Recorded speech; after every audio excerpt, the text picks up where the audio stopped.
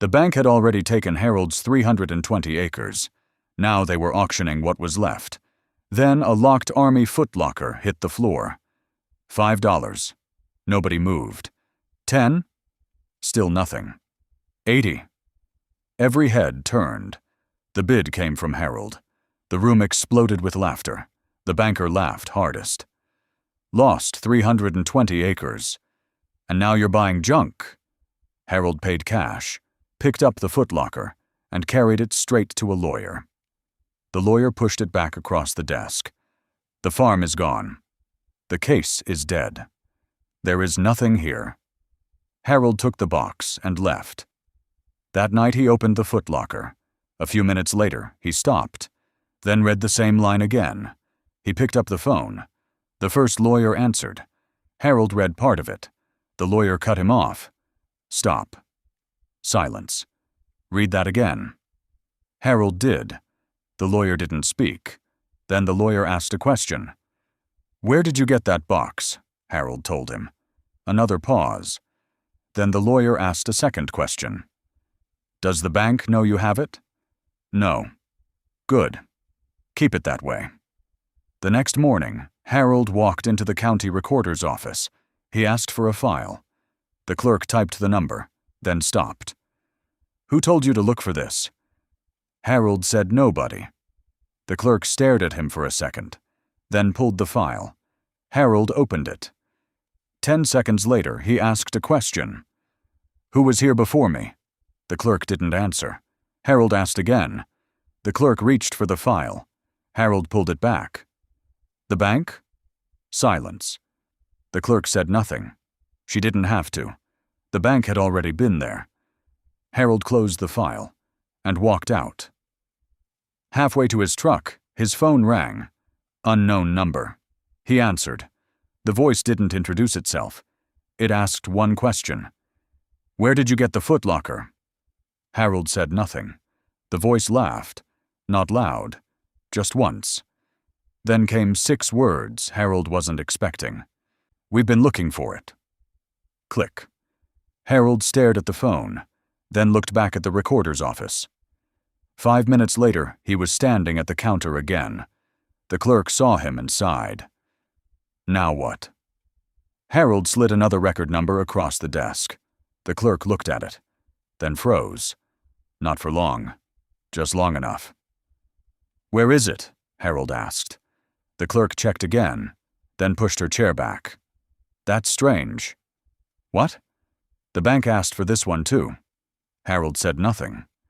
The clerk looked at the screen again, then shook her head. It shouldn't be missing. Now Harold had 2 files, both connected, both pulled by the bank, and neither one was where it was supposed to be. For the first time, Harold wasn't asking what was inside the footlocker. He was asking a different question.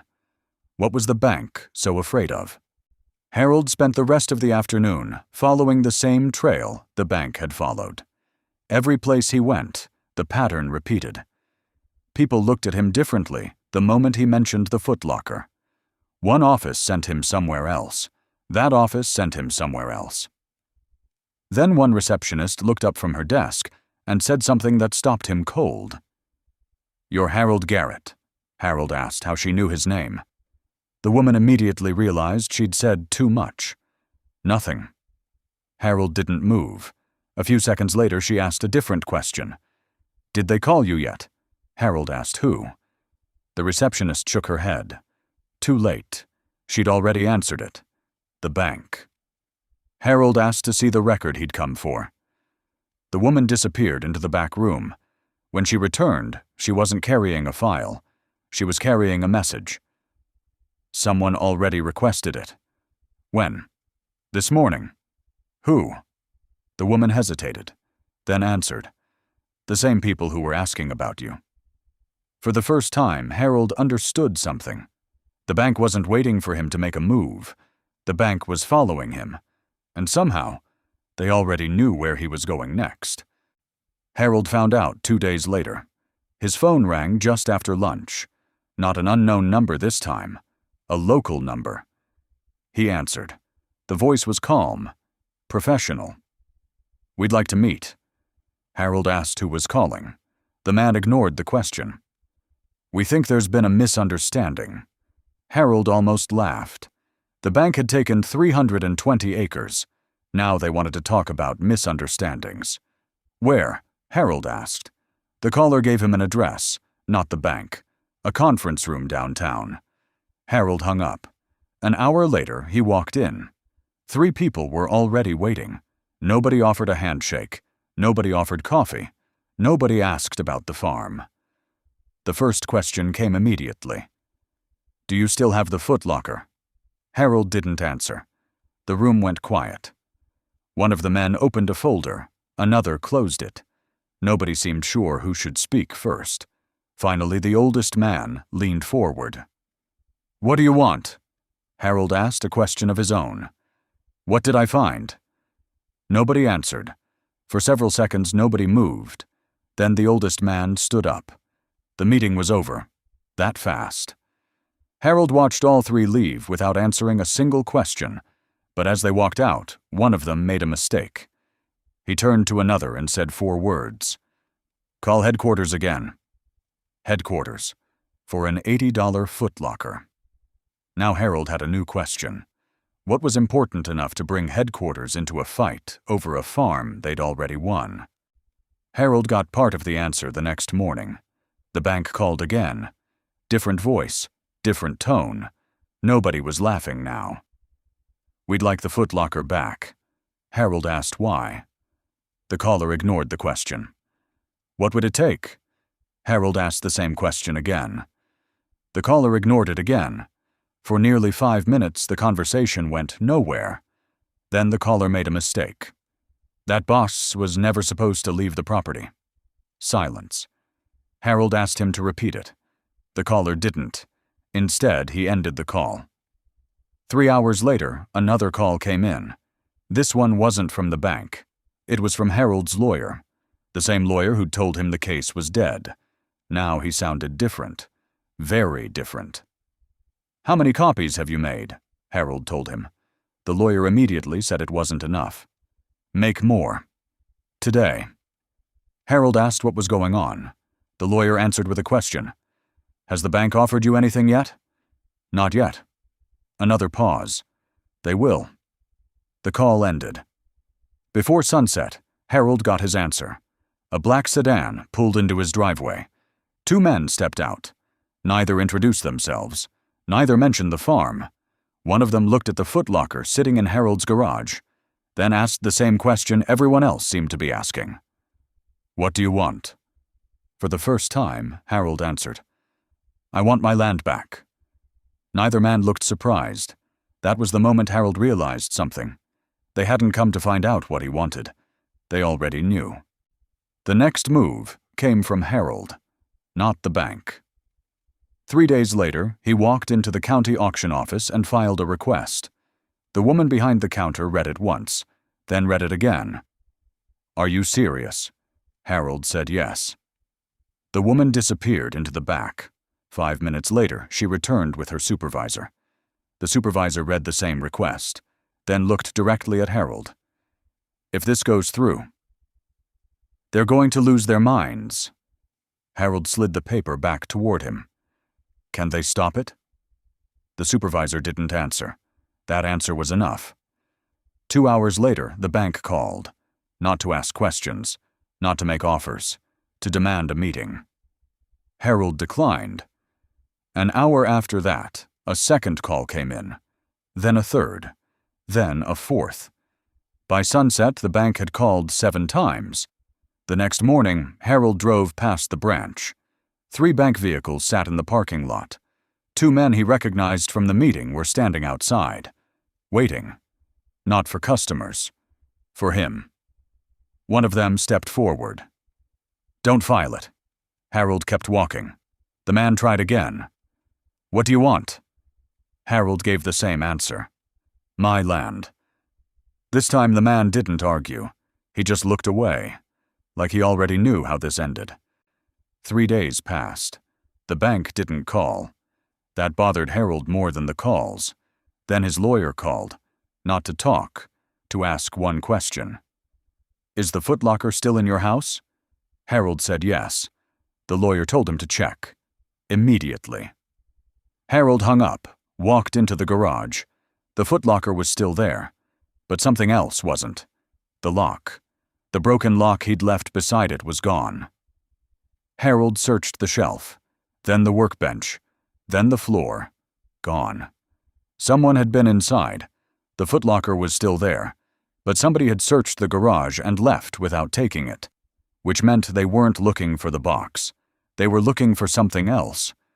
10 minutes later, Harold was back in his truck, heading somewhere he hadn't planned to go that morning. An hour later, Harold was standing in front of a records archive most people didn't even know existed. No computers, no counters, just shelves, thousands of old books. He gave the clerk a number. The clerk disappeared. 20 minutes later, she came back carrying a ledger so heavy she set it down with both hands. Harold opened it. Started turning pages. 5 minutes passed. Then 10. Then he stopped. Not because he found what he was looking for, because he found something that shouldn't have been there. He checked the page number, then checked it again. A few minutes later, he was back at the front desk. Has anyone looked at this recently? The clerk checked, then nodded. Last year. Who? The bank. Silence. Harold asked one more question. How many times? The clerk checked again. The answer came back immediately. 3. Harold didn't say anything. 3 visits, 3 chances, 3 opportunities to see the same thing he was looking at now. The bank hadn't missed it. The bank had already found it. And somehow, they'd moved ahead with the foreclosure anyway. An hour later, Harold dropped the ledger on his lawyer's desk. The lawyer opened it, read 1 page, then flipped back. Read it again. What is it? Harold asked. The lawyer tapped the ledger. 3 visits. The bank? The lawyer nodded. Before the foreclosure. Silence. If they saw it. Harold started. The lawyer finished it. Why did they keep going? Neither man had an answer. The lawyer grabbed the phone. Who are you calling? The courthouse. He started dialing. This time he didn't stop. Harold watched him make the call, not asking for advice, not asking for help, asking for a hearing. For the first time since buying the footlocker, someone wanted Harold in front of a judge. The bank found out before the day was over. Harold's phone rang on the drive home. He answered. Don't file it. The line went silent. Then another call came. Different voice. Same message. We can fix this. Harold hung up. The next morning he arrived at the courthouse. His lawyer was already there. So were 3 men from the bank. Nobody spoke. The bank's lawyer walked over first. Can we talk? No. The answer came from Harold's lawyer. A few minutes later, the bank's lawyer came back. This doesn't have to happen. Nobody answered. He tried again. Same result. No. By the time the hearing started, the bank had already tried 3 times. Not to win, not to argue, to stop the hearing from happening at all. Then the courtroom doors opened. The judge walked in, and suddenly nobody wanted to talk anymore. Everyone stood, then sat. The bank's lawyer started speaking immediately. The judge stopped him. 1 question. The courtroom went quiet. The judge picked up the ledger. Did your bank review these records before the foreclosure? Yes. More than once? Yes. 3 times.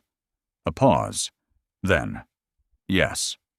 The judge looked across the courtroom. So your bank reviewed these records 3 separate times before taking the property?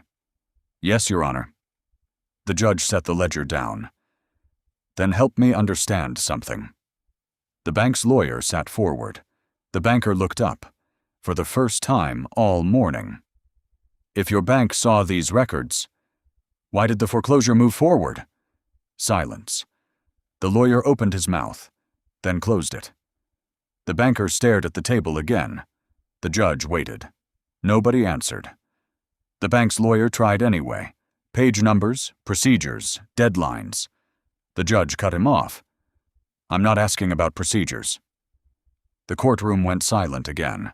The judge leaned back, then asked the question that changed the room. "If nothing was wrong, why did your bank try so hard to stop this hearing?" Nobody moved. Nobody spoke. The lawyer looked at the banker. The banker looked away. 10 seconds passed, then 20. The judge nodded once, like he'd heard enough, not from what the bank said, from what it couldn't say. The court has heard enough. The banker closed his eyes. The judge looked down at the ruling, then back at Harold. "The foreclosure is set aside." Silence. The bank's lawyer didn't move. The banker didn't look up. The fight was over. Outside the courthouse, Harold stopped beside his truck. The same truck, the same man, the same 320 acres. A few months earlier, the room had laughed when he paid $80 for a locked army footlocker. The banker laughed hardest. Now nobody was laughing, because the bank hadn't lost to a better lawyer. They hadn't lost to a richer man.